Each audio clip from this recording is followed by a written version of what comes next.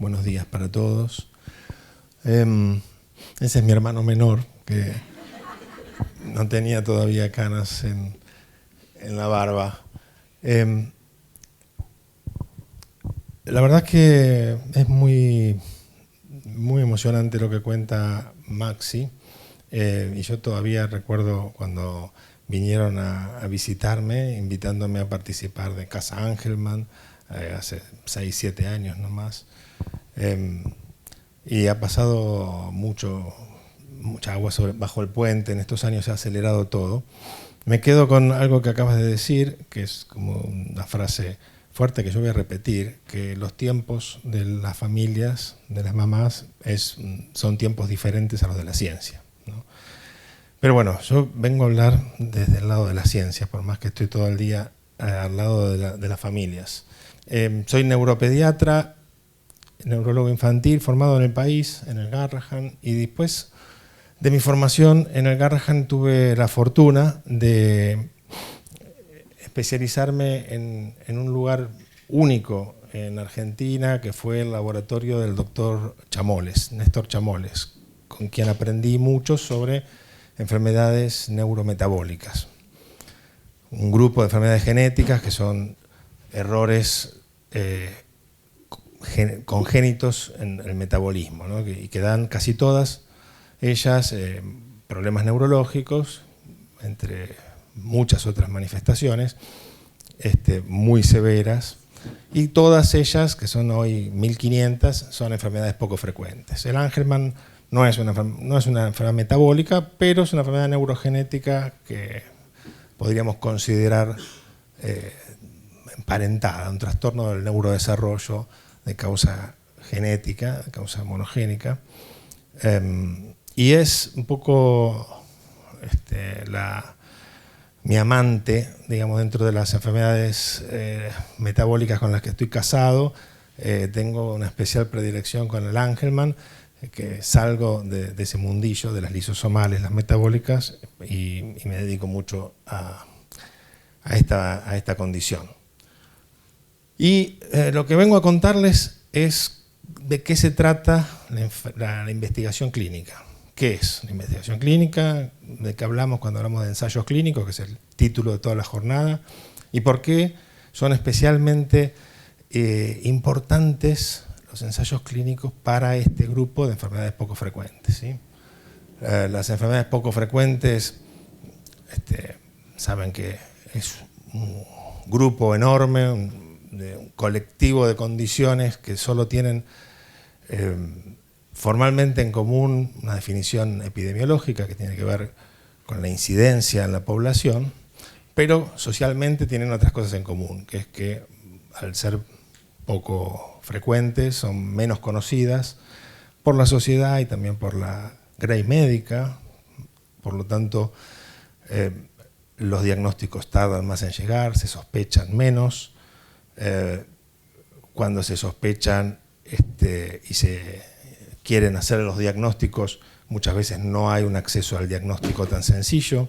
Cuando se logra el diagnóstico, luego viene otro tipo de odisea, que tiene que ver con encontrar a los especialistas para esa enfermedad, a los grupos de trabajo, y tener la suerte de que tengan alguna terapia o tratamiento específico, cosa que no ocurre para la mayoría de las enfermedades poco frecuentes.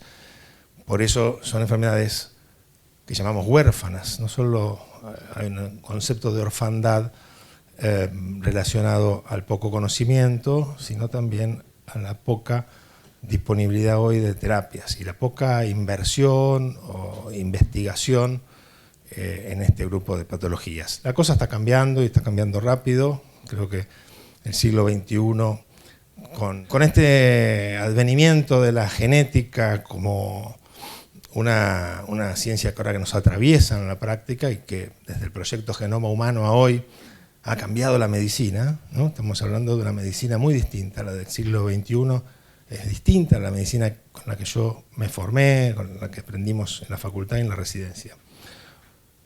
¿Por qué? Porque tenemos herramientas que nos permiten llegar antes al diagnóstico específico de muchas condiciones, antes costaba mucho más, y porque están apareciendo además tratamientos, ¿no? Desde la medida que entendemos las bases fisiológicas, moleculares de estas condiciones, podemos entender dónde intervenir. Si conocemos el gen, conocemos qué pasa cuando el gen está defectuoso, qué ocurre en las células, podemos empezar a pensar cómo corregir ese defecto y tenemos herramientas tecnológicas para hacerlo. Así que desde el 2000 para acá, la cantidad de nuevas terapias para enfermedades genéticas poco frecuentes se viene afortunadamente multiplicando. Tuve la oportunidad de estar justo en el momento indicado, en el lugar indicado. Como les decía, en este laboratorio con el doctor Chamoles hacíamos diagnóstico y seguimiento de enfermos con enfermedades que se llaman lisosomales, que fueron un grupo de enfermedades genéticas pioneras en tener terapias específicas, ¿no?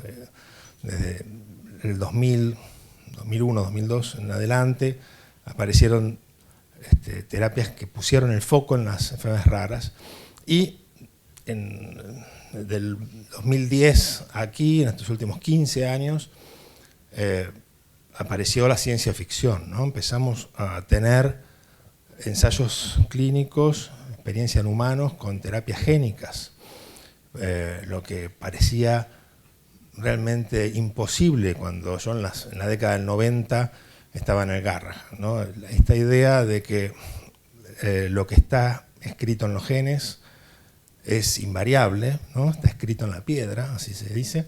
Bueno, es un paradigma que está cayendo. Hoy podemos modificar la expresión de los genes, podemos incluso poner genes nuevos en un organismo, en un humano, o los genes que tenemos defectuosos, hacerlos trabajar mejor, modificar su expresión, o intervenir en lo que viene después de lo que el gen no puede producir, que es el ARN o la proteína misma. O sea, empieza a haber diversidad, no solo un único tipo de terapia génica, sino que hay terapias génicas, y esto es lo que se viene en forma exponencial. Realmente cuando uno ve todo el panorama de ensayos que se vienen para la cantidad de enfermedades diversas, uno no puede no alegrarse por cómo la ciencia médica, la tecnología científica avanza, ¿no? Pero también nuevos desafíos, miedos, planteos. No sabemos hasta dónde vamos a llegar con estas terapias, cuán eficaces van a ser a largo plazo, cuán seguras van a ser a largo plazo, qué tipo de problemas pueden venir aparejados. Tendremos que aprender sobre la marcha. Y además, otro problema que es el acceso. ¿Cómo vamos a hacer para poder brindarle la llegada a los enfermos a estas nuevas terapias que hoy por hoy, que son muy novedosas y de alta tecnología, son muy costosas además? Así que son nuevos desafíos que veremos cómo en el siglo XXI se van resolviendo, ¿no? Pero dije dos palabras recién, la eficacia y la seguridad. ¿Cuán seguras o cuán eficaces van a ser? De eso se trata la investigación clínica. Muy sencillo. Y voy, digamos, entrando en tema, no necesito los slides, ustedes me siguen, ¿no es cierto? Bueno, el asunto es así.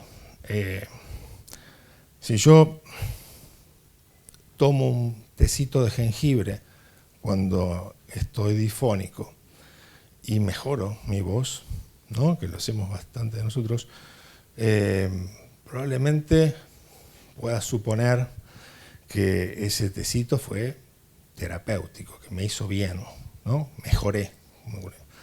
Ahora, si hay realmente un efecto de ese té de jengibre en todas las personas difónicas para que mejoren, no lo puedo asegurar de manera categórica.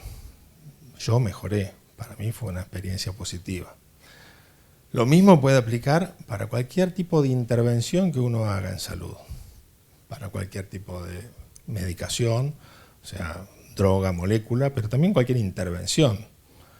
Hay tratamientos de todo tipo, ¿no? Todos ustedes conocen bien todas las terapias de habilitación o rehabilitación, en fin. Y voy a poner un ejemplo picante y de actualidad, que me indignó un poco, no quiero entrar en polémicas, pero no sé si vieron una película de Netflix que fue muy popular el año pasado, que se llama Los hemisferios de Luca.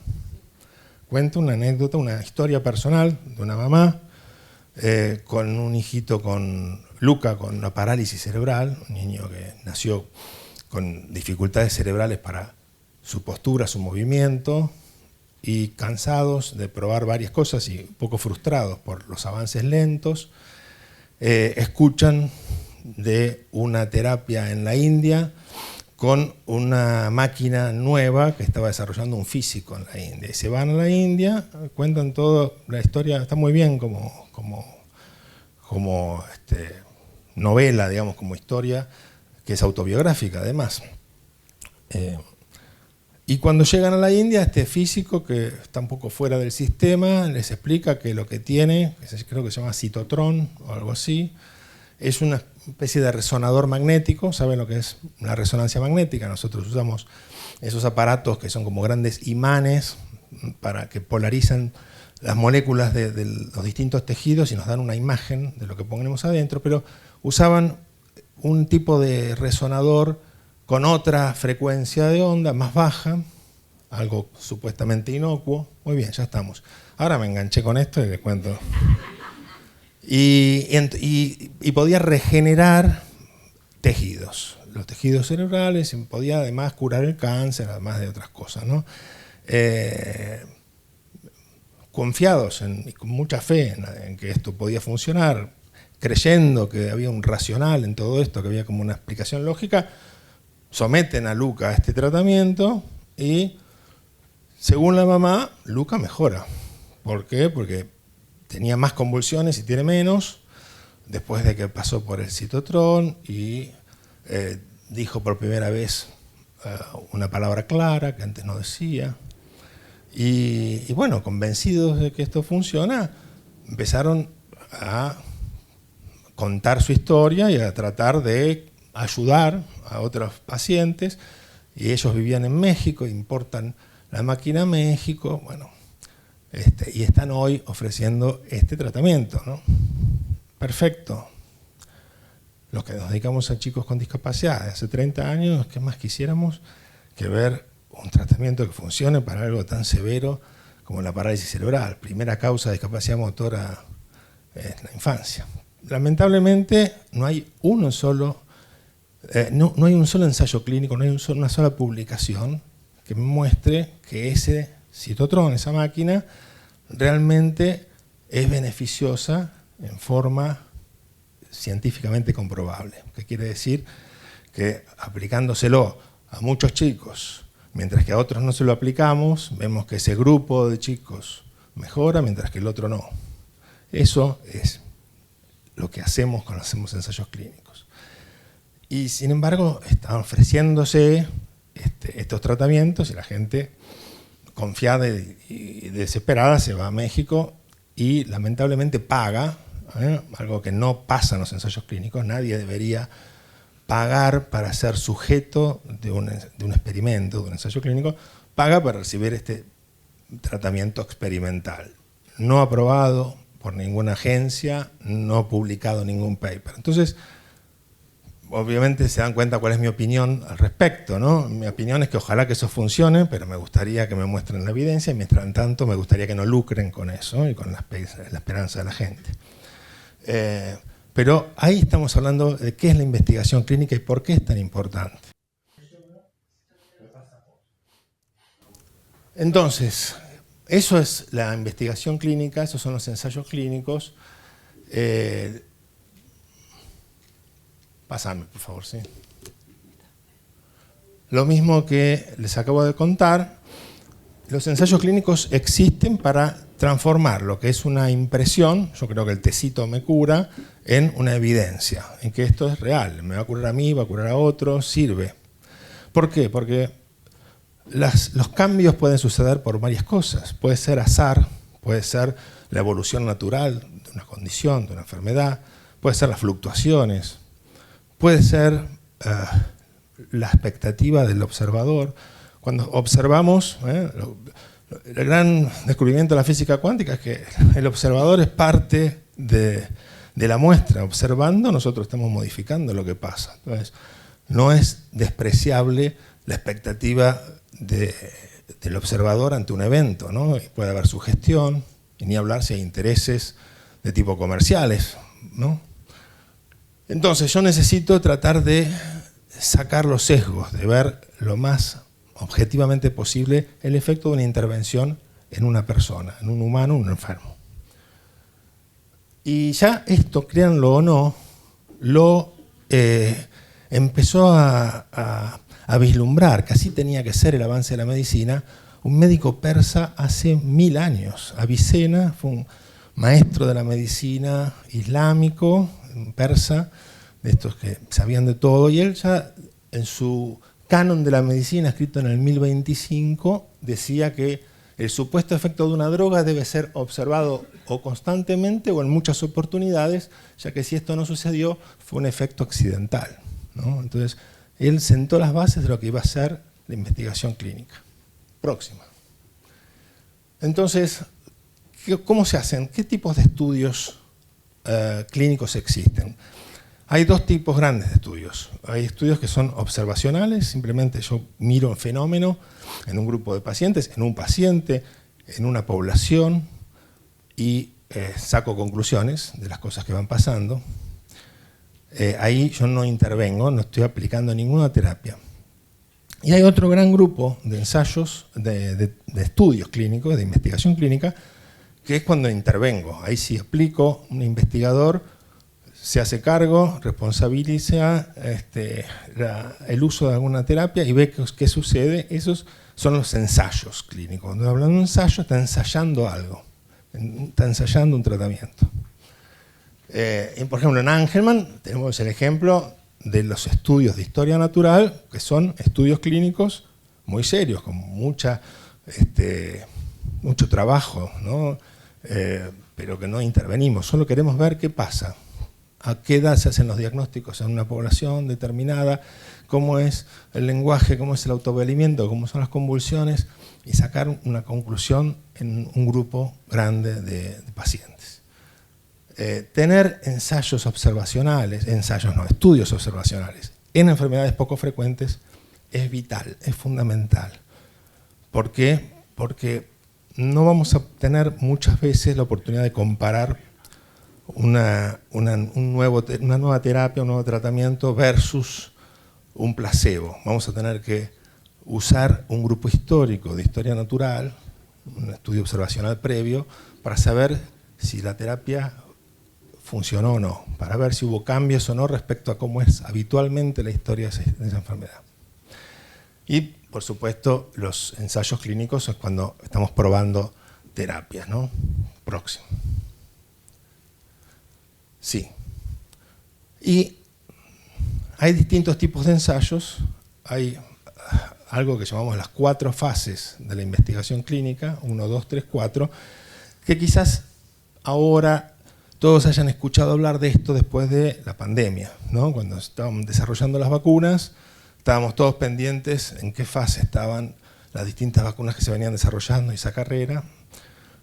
La realidad es que para llegar a probar una droga, una molécula, antes de ponerla en humanos, se hace un trabajo que se llama preclínico, ¿no? La investigación preclínica es el uso de esa molécula, de esa droga, o en modelos animales, y ver qué pasa, ver cuán seguro es y cuán efectivo. Y además, todo el concepto de farmacología, de saber esa molécula de qué familia es, qué tipo de evento puede llegar a producir, porque lo sabemos por otras moléculas similares, en fin. Pero en un momento se dice hay que empezar en humanos.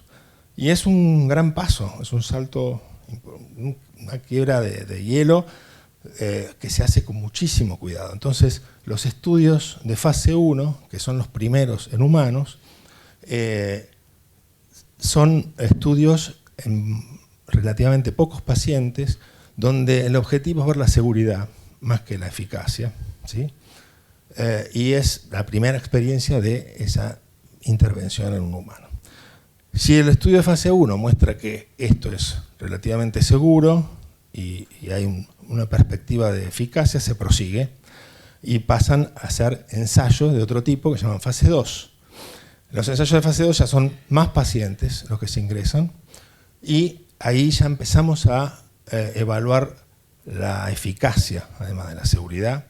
Confirmamos lo que vimos de seguridad en fase 1 con más pacientes y empezamos a establecer si hay o no un beneficio de usar ese fármaco. Y para terminar de confirmar eficacia y seguridad, se terminan haciendo los estudios fase 3. Mayor N, que es el N se le dice a el número de pacientes en una muestra, en un grupo de pacientes estudiados, y un poco más refinamiento también de los objetivos donde vamos a medir la eficacia. ¿Me siguen hasta aquí o se perdieron? Muy bien, esto es el ABC. Después la fase 4 es cuando ya, con la fase 3 terminados y mostrando eficacia y seguridad, generalmente las agencias regulatorias aprueban una medicación. Nuestra agencia regulatoria argentina es ANMAT, pero las de Estados Unidos y Europa son FDA y EMA respectivamente, que son muy grandes y son bastante severas o quisquillosas, mirando cómo se hicieron los estudios clínicos. Y a veces haber hecho mal el estudio clínico es lo que determina que no se apruebe o que se posponga una aprobación. Lo que lleva años, ¿no?, de demora y millones de dólares.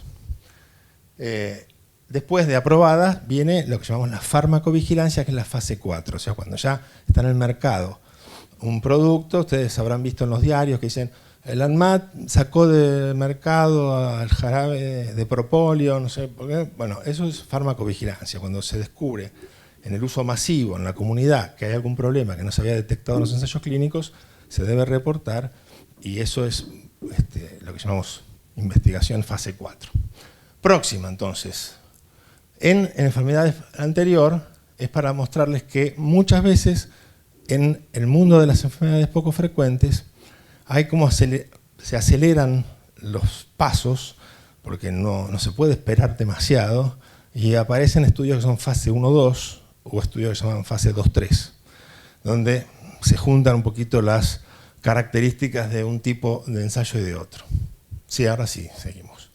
Y lo que se hace, además, en los estudios de fase 1 y 2 es evaluar no solo la seguridad, sino cuál es la dosis más adecuada para este síntoma, esta patología y este tipo de pacientes. Entonces, lo que llamamos, vamos escalando dosis, hagamos una cohorte que es un grupito de pacientes y le ponemos una droga a 10 miligramos con 6 pacientes, se revisa la seguridad, si estuvo todo bien, se prueba con 30 miligramos, se revisa la seguridad después, es más, y se va escalando hasta llegar a una dosis como puede ser de 90, ¿no? Entonces, en estas dosis crecientes uno va dándose cuenta con qué dosis mínima uno obtiene el mejor resultado terapéutico y es seguro. Vamos, entonces, ahora en los ensayos les decía yo que nosotros tenemos que ver lo que hace el producto que experimentamos, que ensayamos, el producto en experimentación, pero tenemos que comparar con algo. Y muchas veces comparamos con grupos históricos, lo que les decía, tener hechos ensayos observacionales de historia natural, saber cómo es la población en estudio al natural, sin que intervenga ningún tratamiento, nos sirve a veces como un grupo de control, que es lo que vemos en la parte derecha. Pero si no, en los ensayos se puede diseñar para tener un grupo de pacientes de control que va a recibir otro tipo de tratamiento, que puede ser un placebo, que es una sustancia que a los ojos es indistinguible de la droga activa que vamos a probar, pero que no sabemos que no tiene ningún principio activo, que no tiene ningún efecto. Podemos usar otro medicamento activo que ya esté aprobado y son estudios comparativos, quiero ver si algo es mejor que el otro, o podemos hacer lo que llamamos un sham, que es un procedimiento de simulación, donde estoy simulando que hago una intervención, en realidad no tiene un efecto, pero parecido a que fuera un placebo, pero cuando no son tan medicamentosos los estudios. Próximo. Cuando hago un estudio, ¿a qué grupo voy a poner a cada paciente que ingresa? Se llama un proceso de randomización. Esto es porque es completamente aleatorio. Hoy lo hace una computadora. Cuando un paciente entra, yo no le puedo garantizar que va a entrar a un grupo o a otro, ¿sí?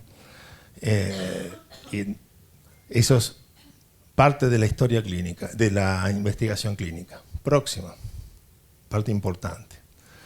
Esto, además de ser aleatorio, o sea, randomizado, tiene otra característica que es el cegamiento. Es ciego incluso para los investigadores, o para un grupo de ellos, saber qué paciente que está en un ensayo clínico está en cada grupo. ¿Por qué? Porque podría influir sugestionadamente para que funcione mejor. Si alguien sabe que uno está recibiendo el placebo y el otro no, uno podría estar influyendo en los resultados de las pruebas, por ejemplo, ¿no? Si, por ejemplo, Alba, que es la Reiter, la neuropsicóloga que hace todas las evaluaciones, ella sabe si está recibiendo una cosa o no. Ella, cuando toma los test, podría estar pensando, este está mejor. Y aunque ella es buenísima, la más severa y objetiva del mundo, puede llegar a influirse, ¿o no? No creo. Próxima. Bueno, ¿y por qué no les damos tratamiento a todos, no? Bueno, ya lo expliqué, creo que lo entendieron. Porque necesitamos medir, comparar eficacia y seguridad, y esto es como el gold standard, ¿no? Necesitamos eliminar los sesgos. Además, muchas veces lo que usamos como endpoint, como medida de eficacia, suelen ser escalas bastante subjetivas, de dolor, por ejemplo, que tiene que referir el paciente, donde hay muchos grises. Necesitamos tratar de sacar todos los sesgos posibles. Próxima. Bueno, esto es la investigación clínica en general, pero en las enfermedades poco frecuentes, los ensayos clínicos tienen, ya les dije, una de las características especiales. Muchas veces son fast track. Hacemos el fase 1-2 todos juntos. Hay tanta desesperación por llegar más rápido a una terapia que las agencias reguladoras dan permisos para saltearse algunos pasos o hacerlo un poco más rápido. Pero lo que quiero hablar es de otro aspecto de los ensayos en EPOF. En primer lugar, que son menos los pacientes. Si yo tengo que probar una nueva medicación que baje el colesterol o un antihipertensivo, la cantidad de pacientes con hipertensión o con hipercolesterolemia es tan grande que con solo las muestras de 2 hospitales puedo tener suficiente cantidad de pacientes para tener una estadística buena. Pero si la enfermedad a la que yo estoy investigando es una enfermedad que hay 1 en 15.000, o peor, 1 en 50.000 o 1 en 100.000, que es lo que pasa con los poco frecuentes, es muy poco probable que en un único centro tenga suficiente cantidad de pacientes para tener una muestra estadísticamente significativa. Entonces nos obliga sí o sí a trabajar en forma multicéntrica. Todos estos ensayos son de varios sitios, varios hospitales, de distintos países muchas veces, generalmente son internacionales, y además necesitamos tratar de homogeneizar las muestras en enfermedades que muchas veces son heterogéneas. Hay formas más severas, hay formas más leves. Lo que yo tengo que medir, tengo que sacar conclusiones en una muestra muy heterogénea, y para eso necesito poner criterios muy claros, ¿no? De qué paciente entre y cuál no, lo que llamamos criterios de inclusión y exclusión. No saber a qué atenernos, no conocer la historia natural me pone en tinieblas respecto a cómo medir la eficacia, ¿no? Si yo sé que no todos los pacientes tienen epilepsia, entonces disminuir las crisis epilépticas no puede ser mi endpoint, mi único endpoint, porque hay pacientes que no sé si van a beneficiar o no si mido solo la epilepsia. ¿Se entiende? Eso es otro desafío, pero quizás el mayor de los desafíos es que estas son enfermedades huérfanas de tratamiento, la mayoría, y al no haber nada, y ustedes como comunidad Angelman, aunque hay otras comunidades de pacientes poco frecuentes aquí, lo saben bien, no tener ninguna terapia disponible torna la situación más crítica. Yo necesito que mi hijo, si se trata de un hijo, o yo, si soy yo el paciente, yo necesito tener acceso lo antes posible a una terapia, ni hablar en muchas de estas enfermedades que son progresivas o evolutivas. No es el caso del Angelman, pero en otras enfermedades neurogenéticas el deterioro cognitivo o el deterioro neurológico avanza con los años. Y no es lo mismo llegar a probar una terapia en un cerebro de un niño de 2 años, que todavía está más o menos indemne, que un chico de 5 años, que quizás ya está dementizado, como 1000 enfermedades que les puedo nombrar, San Filippo, Hunter, Niemann-Pick.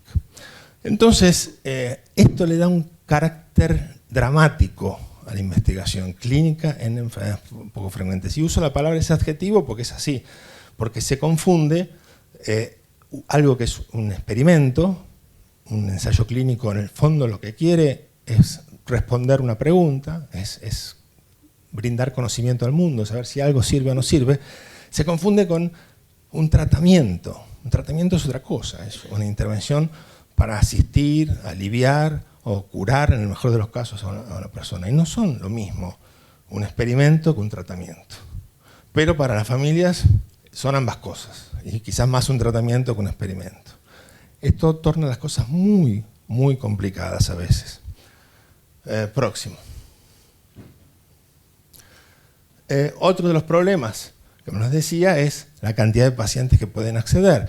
No solo, como en enfermedades poco frecuentes, hay mucho subdiagnóstico. Sabemos que de todos los pacientes que están ahí afuera con determinada enfermedad, solo los diagnosticados van a ser el primer grupo de poder ser accesibles a ingresar, y después de todos los accesibles, que sean los contactados o los que se enteran, cuántos cumplen estos criterios, ¿no? Y cuántos tienen ganas, libremente, voluntariamente, de participar. Entonces, el grupo de pacientes se reduce mucho. Lo que tiene a favor es que, a diferencia de lo que pasa con los ensayos para hipertensión o para el colesterol, vuelvo a ese ejemplo, es que en las comunidades de pacientes están muy atentos a la investigación básica, a los primeros pasos de la investigación clínica, y son las familias y los pacientes los primeros que están llamando a los sitios, a los médicos, a los investigadores para que llegue el tratamiento, y quieren entrar voluntariamente, mientras que en otras enfermedades son los investigadores que tienen que estar convenciendo a los pacientes, ¿no? Ahí se invierte un poco. Próxima. Y, digamos, ¿por qué hay que tener grupos control muchas veces? Miren, este es un ejemplo de un ensayo para una terapia para la AME, que es la atrofia musculoespinal. No sé si escucharon hablar, una enfermedad neuromuscular genética muy severa, de estas que realmente han tenido un cambio dramático porque no había nada y ahora hay ya 3 terapias disponibles, aprobadas, 3 tipos de terapias. El tratamiento es la línea azul de arriba, que como ven, con el tiempo, a los 4, 8 y 12 meses, fue mostrando mejorías en la función motora, una mejoría sostenida, ¿no? Pero la línea gris es la línea de placebo, que también iba mostrando una mejoría. ¿Por qué? Bueno, quizá por fluctuación natural. Yo me quedo con los 8 meses, ahí no tengo una diferencia suficientemente significativa, pero dado que el diseño del estudio contempló un grupo placebo, al final del estudio, no importa, no vuelvas atrás, había sí una diferencia estadísticamente significativa que mostraba la eficacia del tratamiento versus placebo y qué grado de eficacia tenía. Podemos cuantificar cuán beneficioso es a nivel motor. Es completamente libre y voluntaria la participación en un ensayo. Hubo a lo largo del siglo XX varias experiencias bastante atroces respecto a la experimentación en humanos, no solo en África, como uno puede decir, y no solo bajo el nazismo en la Europa del 40, sino en Estados Unidos hasta no hace poco, ¿no? Hay toda una serie de abusos, de atropellos a los derechos humanos que hoy han sentado tanta huella que hoy hacen que toda experimentación humana sea hiperregulada e hipercontrolada.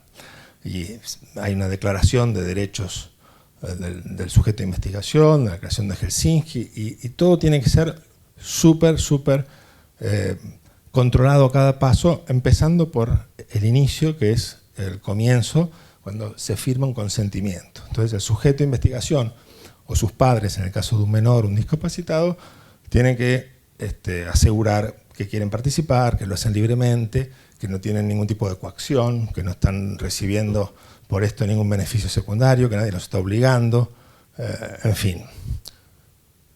Y tienen que saber todo lo que les puede llegar a pasar.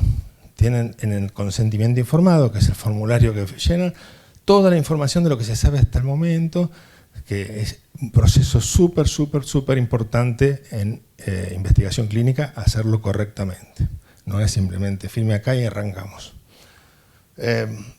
Termino porque ya se me está haciendo el tiempo, pero empecé tarde con las slides. Próxima.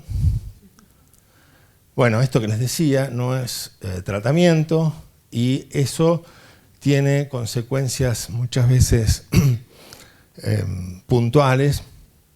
Como dijo Maxi, los tiempos de las familias no son los tiempos de la ciencia. Muchas veces hay ejemplos incluso retratados en el cine de familias que han movido cielo y tierra y que han sido ellos el motor para que se logre un ensayo clínico de la enfermedad de su hijo.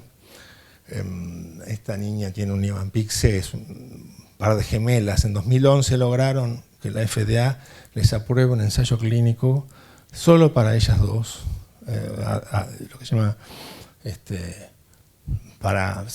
una forma especial de ensayo para dos personas con ciclodextrina, pero hay muchos ejemplos de estas cosas, ¿no? Y desde que empiezan a organizarse las comunidades, la presión es mayor y empezó a moverse en forma sinérgica la academia, la industria y los pacientes y los médicos, ¿no? Y el sistema de salud. Próxima. Bueno, algunas cosas que tienen que saber los que participan en ensayos clínicos, ¿no? Que tienen que estar en permanente contacto con los investigadores, tienen que informarle todo lo que les vaya pasando y muchas veces tienen que ser discretos respecto a su participación. Ahora en el tiempo de las redes sociales, que todos estamos posteando, estoy acá, estoy allá, en fin, hice esto, hice lo otro, hay que tener cuidado porque en el mundo de la investigación clínica el hecho de que se empiece a correr la voz entre los participantes a veces puede alterar el cegamiento, alterar esta objetividad, ¿no? Que, un paciente le dice al otro, ojo, no le digas que estás tomando esta cosa porque te vas a quedar afuera, o a mí yo creo que estoy recibiendo esto porque empecé a tener este temblorcito, vos tenés el temblorcito, no tenés... Toda esa comidilla es a veces un poco complicada, pero bueno, eso es anecdótico. Lo importante es que cumplir estos criterios de inclusión-exclusión muchas veces se torna un filtro muy bravo, ¿no? En la práctica, ¿no?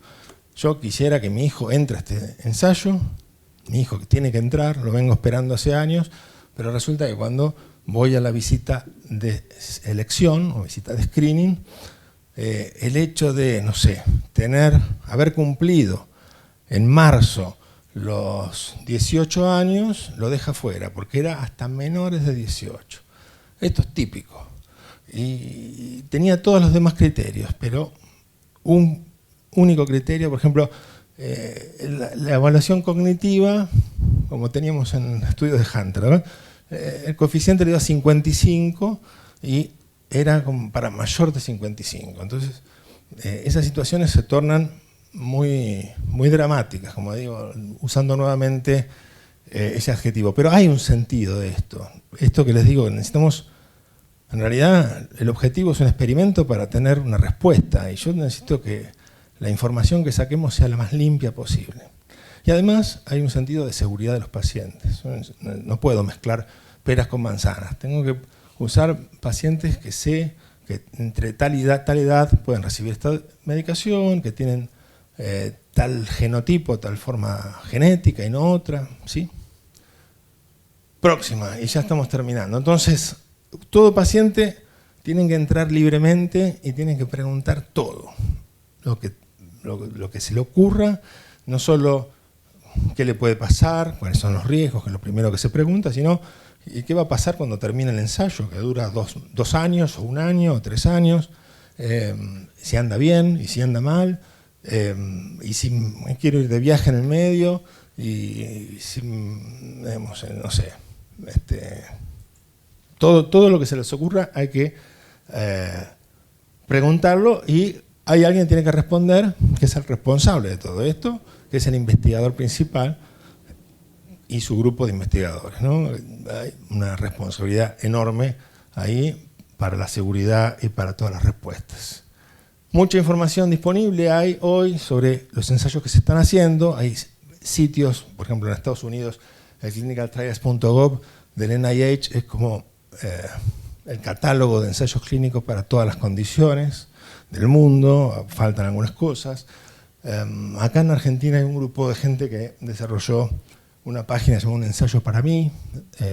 Si uno tiene una condición y quiere saber si hay un ensayo clínico, puede buscar ahí, pero la información está accesible fácilmente, ¿no? Simplemente con Google, y ni hablar de ChatGPT, uno ya puede saber lo que están haciendo en Chicago, en Boston, en París o en San Pablo. Próxima y terminamos. Entonces, por último, y ya no los canso más, claramente necesitamos más tratamientos para enfermedades poco frecuentes, que muchas no tienen, y las que tienen algún tratamiento necesitan tratamientos mejores. Y para eso hay que hacer investigación clínica, porque como les dije, los ensayos clínicos son los que transforman esta incertidumbre o alguna idea en una evidencia. Necesitamos buena ciencia, aunque sean pocos los pacientes, aunque haya más escollos, más obstáculos, se necesita más ciencia y de buena calidad. Y aquí las familias, las organizaciones de pacientes, en sinergia nuevamente con la academia, los investigadores, son, creo, una verdadera asociación virtuosa, donde todos tiramos para el mismo lado y movemos el camino de la ciencia, ¿no? Como explicó Maxi, el tren parecía que nunca iba a llegar y está andando, ¿no? Así que, bueno, esa es la presentación sobre qué son los ensayos clínicos, por qué son importantes, y tenemos el resto de la mañana para seguir charlando. Muchas gracias.